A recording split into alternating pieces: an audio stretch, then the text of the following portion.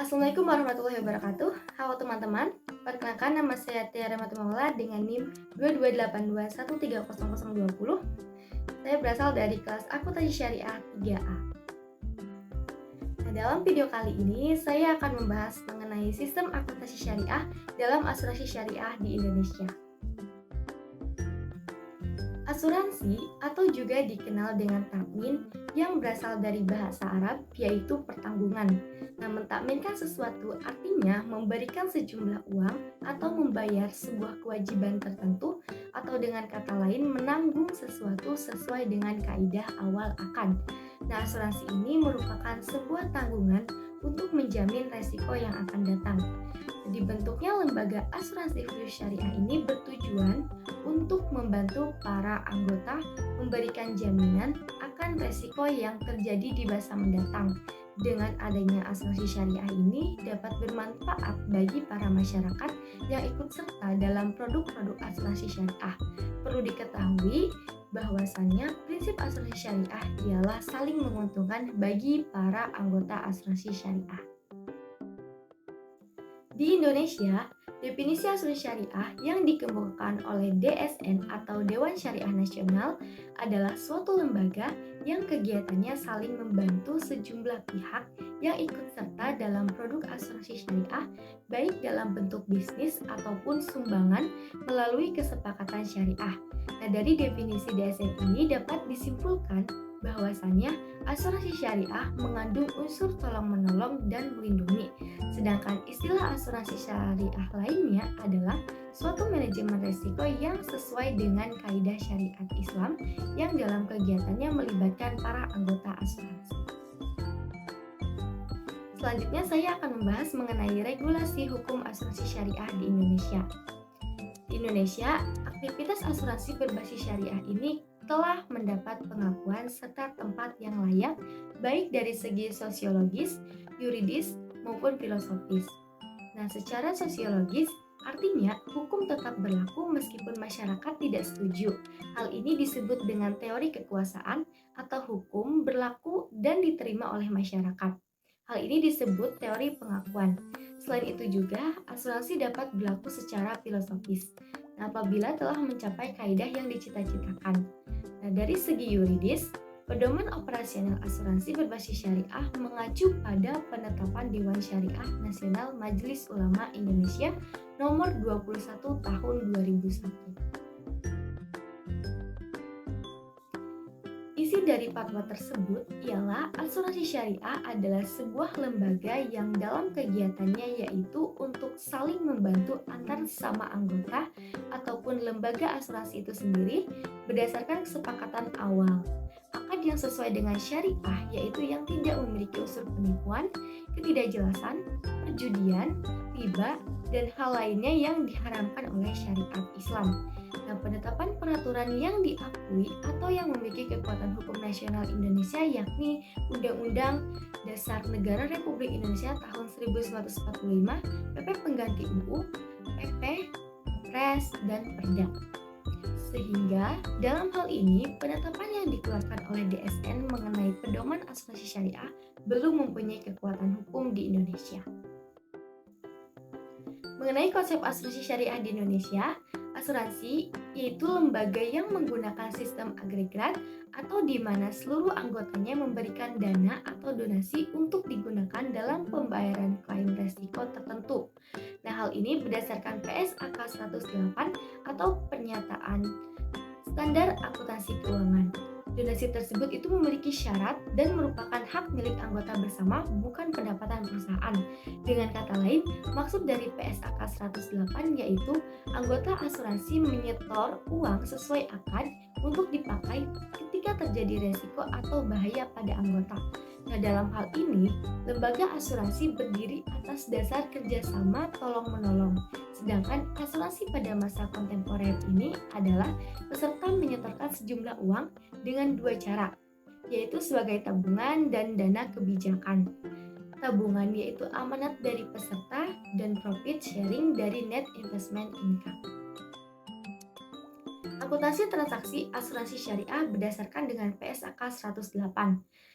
Seorang akuntan dalam proses pembuatan pengakuan, pengukuran, dan penyajian transaksi laporan keuangan wajib berpedoman pada PSAK 108 atau yang kita kenal dengan Pernyataan Standar Akuntansi Keuangan.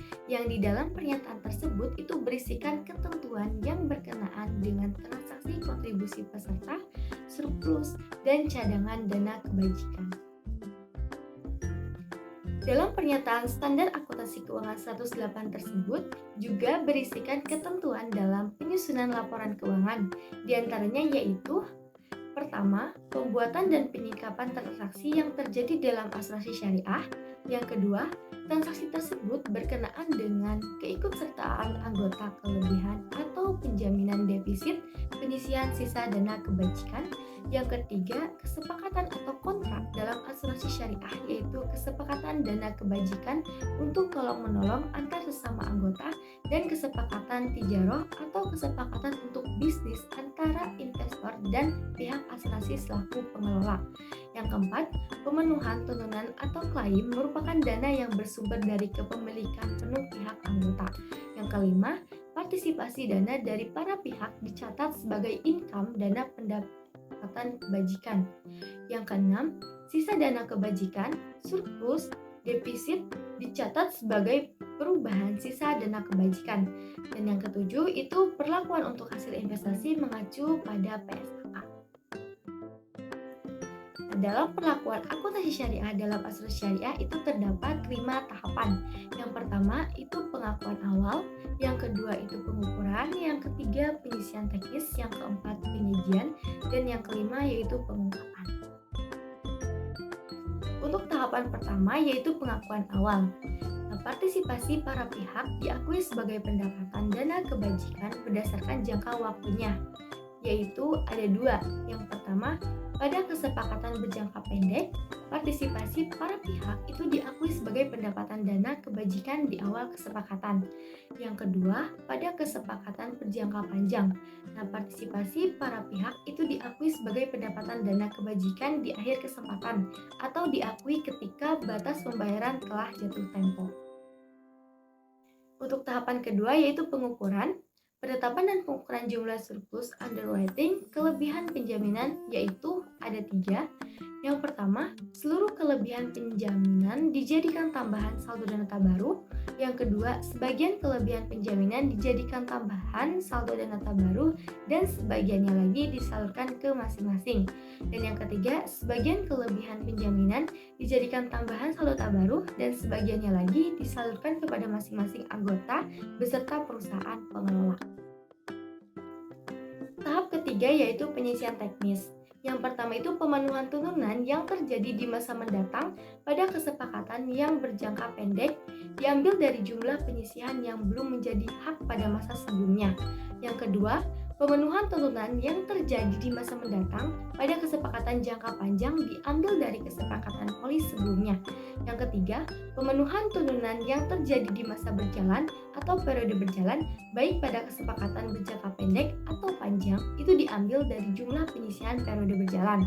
Yang keempat, jumlah penyisihan periode berjalan yang diambil untuk pemenuhan turunan masa berjalan diambil dari penyisihan turunan yang terjadi akan tetapi belum dilaporkan. Yang kelima, pengukuran penyisihan partisipasi yang belum menjadi hak diukur terpisah dari pertanggungan dan diukur sesuai dengan yang telah disepakati. Yang keenam, pengukuran penyisihan polis diukur dengan menghitung perkiraan pembayaran dan jumlah hasil investasi serta dana kebajikan. Ketujuh, pengukuran klaim yang sedang outstanding oleh pengelola harus sesuai dengan tuntutan yang terjadi, kemudian disampaikan dan dibuat dalam laporan. Yang 8, klaim yang sudah terjadi tetapi belum diukur dihitung pada saat pelaporan dengan mempertimbangkan pengalaman sebelumnya dan klaim pada saat masa kini. Tahapan keempat yaitu penyajian. Yang pertama, penyisian teknis disajikan terpisah pada bagian liability dalam neraca. Yang kedua, penyisian saldo dana kebajikan dan investasi disajikan terpisah dari hutang dan modal dalam neraca. Tahapan kelima yaitu pengungkapan. Yang pertama, partisipasi yang diperoleh beserta modifikasinya dan pembatalan tanggungan beserta akibatnya diungkapkan dalam kebijakan akuntansi. Yang kedua, pengelola mengungkapkan hak untuk menagih partisipasi pada para pihak. Yang ketiga, pengelola mengungkapkan informasi pemaparan partisipasi para pihak sesuai dengan jenis asuransi. Yang keempat, kebijakan perlakuan surplus. Sekian pemaparan materi dari saya mengenai sistem akuntansi syariah dalam asuransi syariah di Indonesia. Semoga bermanfaat bagi kita semua. Thank you for watching. Saya pamit. Wassalamualaikum warahmatullahi wabarakatuh.